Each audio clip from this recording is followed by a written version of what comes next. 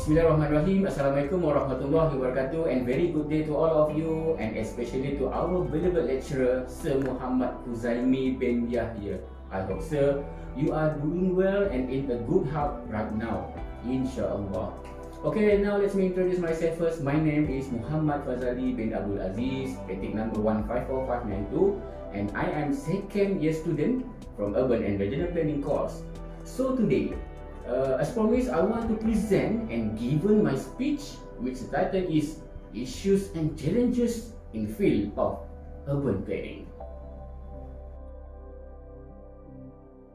Urbanization has been considered a social process that has resulted in major changes in the human way of life. In general, good urban planning must have sound development policies, laws and controls in ensuring comprehensive urban sustainability. This is very important to know and get an idea of the situation and other problems that may arise if a development or planning is implemented later. In principle, urban planning is very important in a locality or development of an area, and the individual or organization responsible for this matter should be known as an urban planner. However, in planning the development of the area, the involvement of the public and the locals also plays an important role in terms of environmental conditions, current life patterns, the need for additional facilities that may be needed, and so on will be given consideration in the proposed development that is intended to be worked out in the future. In ensuring strategic, effective and sustainable planning, issues and the challenges are important indicators and are the main points that need to be emphasized in determining the direction of a plan as a whole.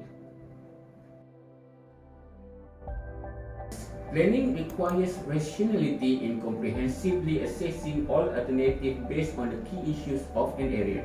The main issue identified in planning an area is development without planning. Development without planning will create various problems both physically, socially, economically and environmentally. For example, the layout aspect of the development component of an area should be based on the current needs required. Strategic residential areas and near public facilities should be emphasized to ensure that residents can enjoy access to the facilities easily and effectively. The placement of industrial and business areas also needs to be isolated so that the sustainability between the life of the residents as well as the conditions of the congested areas can be preserved. In addition, urban planning should emphasize the focus of settlement patterns, the provision of public facilities, complete and adequate infrastructure and utilities, as well as taking into account the environmental well-being factors for the well-being of the residents who will inhabit the area. In addition, the issue of narrow, crowded urban environment, noise, lack of open space and plants also causes the behavior of urban communities to be quite different from rural communities.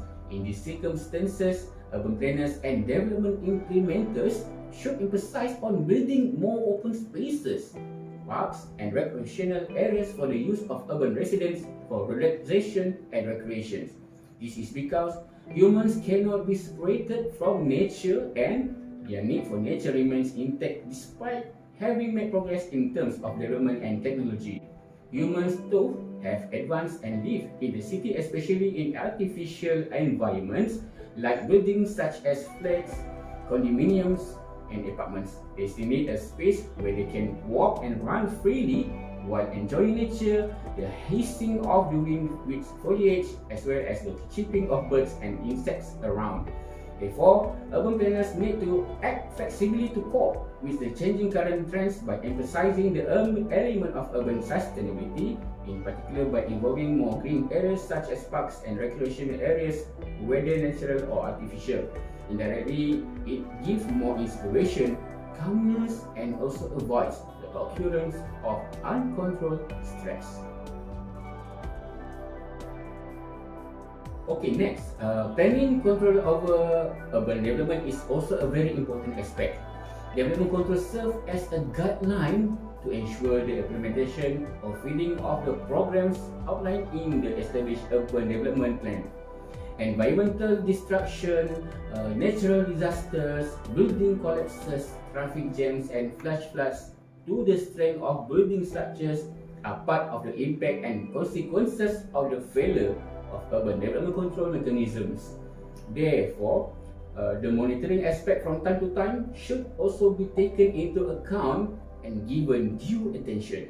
This is because the changes that occur to the human being in terms of knowledge, environmental sensitivity, cultural proliferation, and changes in the norms of life will indirectly affect the planning of the city as a whole.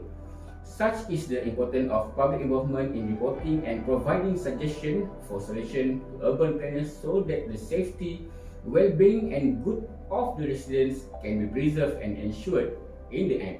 Like the Malay's parable, berat sama dipikul, ringan sama dijinjing.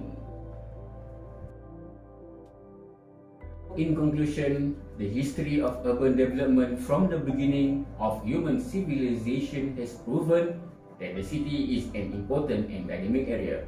The process of urbanization, especially in major cities, is rapidly developing, including physical, socio-economic conditions, and conflict of problems involving the destruction of the quality of the environment. Therefore, appropriate policies, laws, and models should be researched and applied in the urban planning process, which emphasize on factors such as economic, social, physical, and urban environment. The plan and manage municipal process which an effective control system is capable of conducting a uniform and systematic municipal process within the framework of economic capabilities while maintaining the level of environmental quality, comfort, and harmony of the city's own citizens. In closing, sustainable planning, prosperous living. So that's all for me. Thank you. Assalamualaikum and stay safe.